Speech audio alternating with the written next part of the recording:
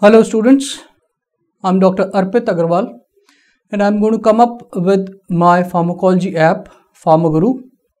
In this video, I'll give you a glimpse of how easy I have made pharmacology for undergraduate as well as students preparing for postgraduate examination.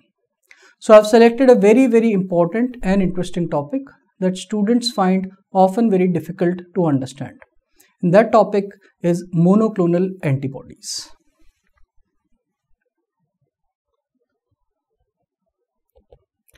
So monoclonal antibodies. Now we all know an antibody is composed of two parts. One is the fraction constant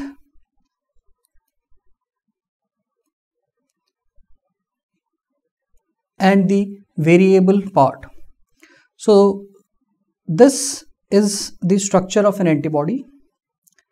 This particular portion is called the Fc or the fraction constant, and the top portion is referred to as the variable portion. So at both ends we have a variable portion. Variable portion contains the antigen determining segment. Now towards the very end of variable section we have a small hypervariable portion. Hypervariable portion shown in the pink lines determines the complementarity to antigen. So this is the basic structure of an antibody. Now what are the various types of monoclonal antibodies that are commercially available? So to understand that type we have to understand. So monoclonal antibodies were developed by fusion of mouse and the human spleen cells. So they represent a fusion of cells, and that is why the technology to develop them was initially called hybridoma. So antibodies were developed using what we call as the hybridoma technique, where a mouse cell was fused with a human spleen cell. So they represents a fusion of cells, and therefore the protein or the antibody that is derived from this fused cell can have mouse component or human or both, and depending on what components are present in antibody, we can classify the monoclonal antibodies into four major types. So what are these types? First type is a complete mouse antibody.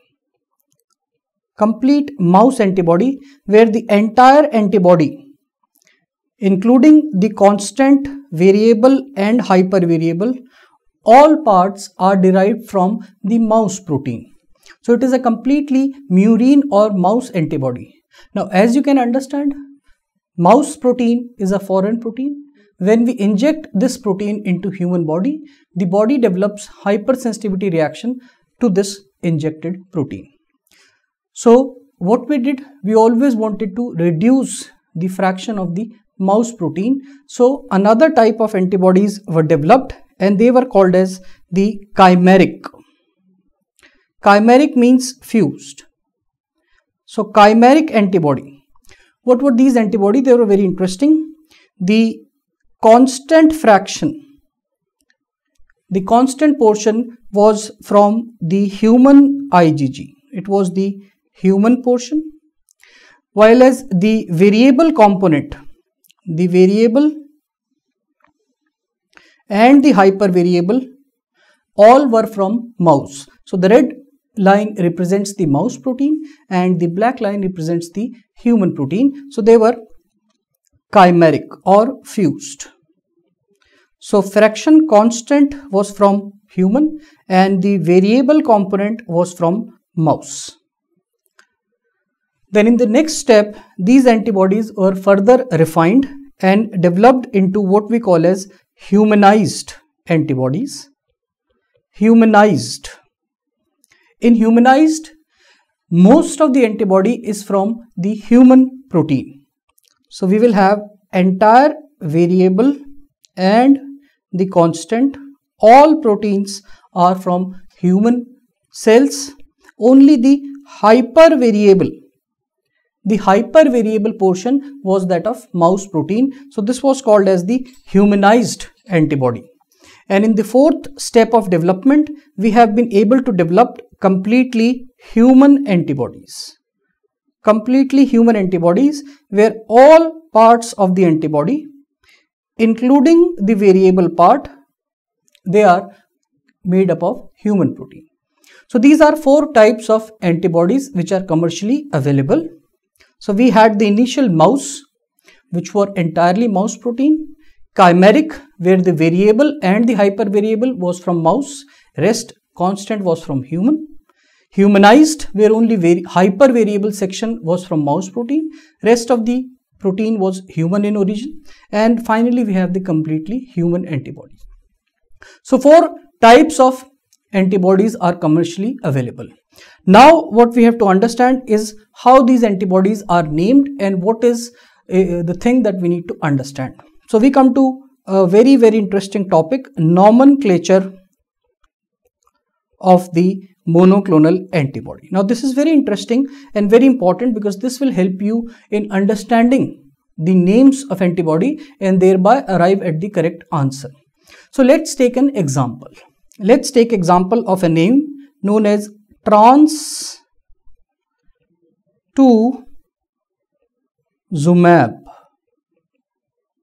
This is the name of an antibody against HER2 protein used in breast cancer.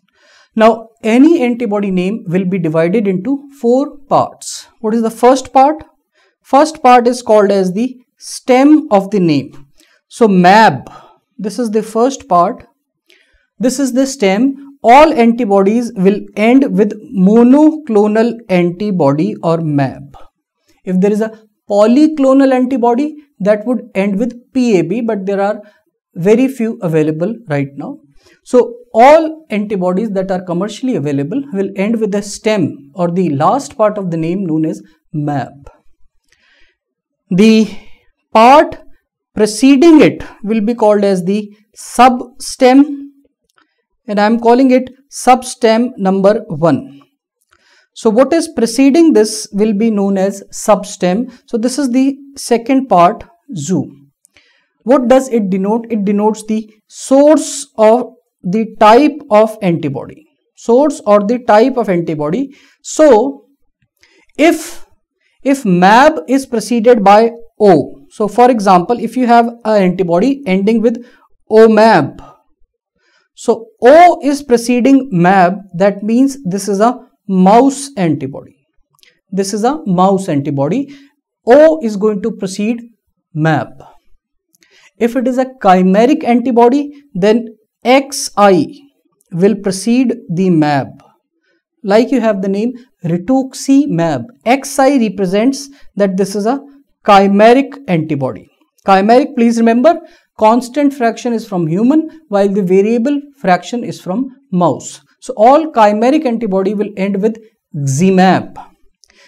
If the antibody is a humanized antibody, it will have ZU in its name preceding MAB, ZUMAB. Remember, humanized has Z in the spelling, so ZUMAB. So this means that antibody is humanized. Only the hypervariable part is from mouse in the humanized antibody, and if we have only U preceding MAB, then it is a completely human antibody.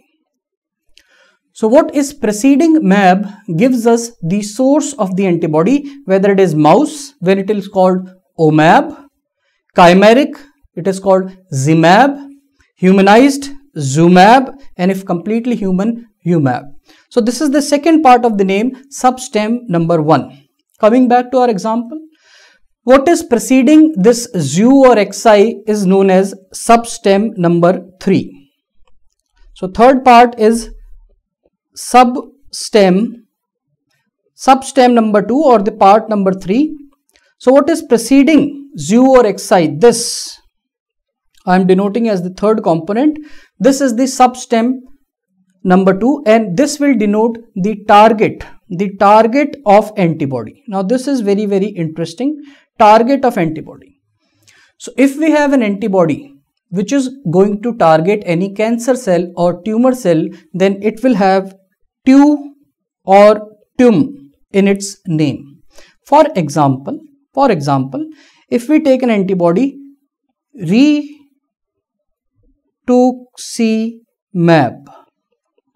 if we take this example, then looking at the name, we can know that it is a monoclonal antibody preceded by xi, so it is chimeric, preceded by tu, that means this antibody is an anti-tumor antibody, rituximab. Fourth part of the name is prefix, that is the initial few letters which precede the substem number 2. The prefix has no meaning. Prefix has no particular meaning. Any alphabets can be there, so that is not very important. So any antibody against tumor will have tu. Suppose we take another example, trastuzumab. So again it has mab in the end, stem, mab, so that is a monoclonal antibody, preceded by zu. So zu means that it is a humanized antibody, and it has tu. So that means again this antibody is against a tumor. Against which tumor? This is not known by this nomenclature. So first target that can be identified is tumor with the substem number 2, tu or tum. Secondly, we can have li or lim as the substem 2, and this will denote that the antibody is against lymphocytes. Antibody is against lymphocytes or immune function. For example, we have an antibody known as adalimumab. So again, if we break the name, you will find adalimumab. Name is ending with mab, that means it's a monoclonal antibody, preceded by u only, so now it is a human antibody, preceded by lim or li, that means this is against a lymphocyte.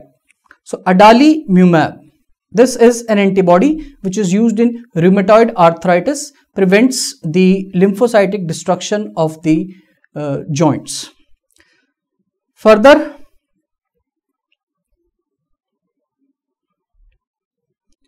we can have ki as the substem number 2. Ki represents that the target is interleukin. So if we have an antibody which is named ixekizumab, again if we split the name, ixekizumab, mab which is the stem monoclonal antibody, preceded by zu, that means humanized, and ki, that means it is an antibody against interleukin. So we know that this is an antibody against interleukin 17 used in psoriasis. So we have tu, li, ki. Similarly, we have a fourth prefix, os. So I'll give you an example. The antibody is called denosumab.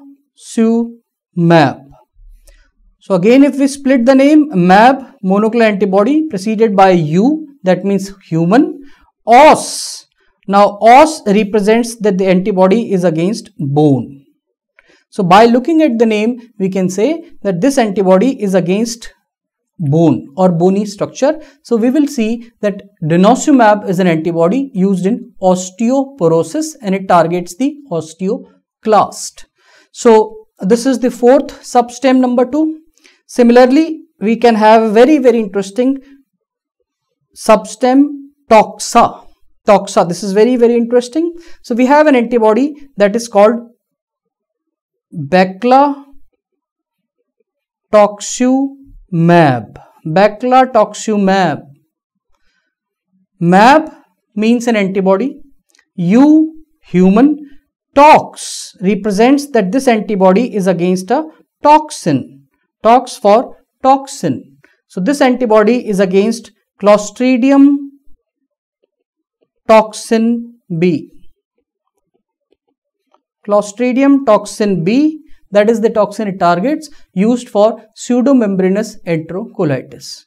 So this is how antibodies are named. The name is divided into 4 parts. MAB is the stem, all monoclonal antibodies will end. ZU, which is the substem number 1, represents the source. There are 4 sources. OMAB, that means mouse. ZMAB, chimeric. ZUMAB, humanized. And UMAB, which is human. Preceded by another substem number 2, which will represent the target. So if we have a TU or TUM, it is against tumor. LI or LIM, it is against immune functions or particularly lymphocytes. Ki represents antibody against interleukins, and OS represents antibody against osteoclast or osteoblast, that is bone. Toxa represents against toxin. So this is how, by looking at the name itself, we can find out what is the basic purpose of the antibody. So I hope now the nomenclature is much clearer to you. Thank you.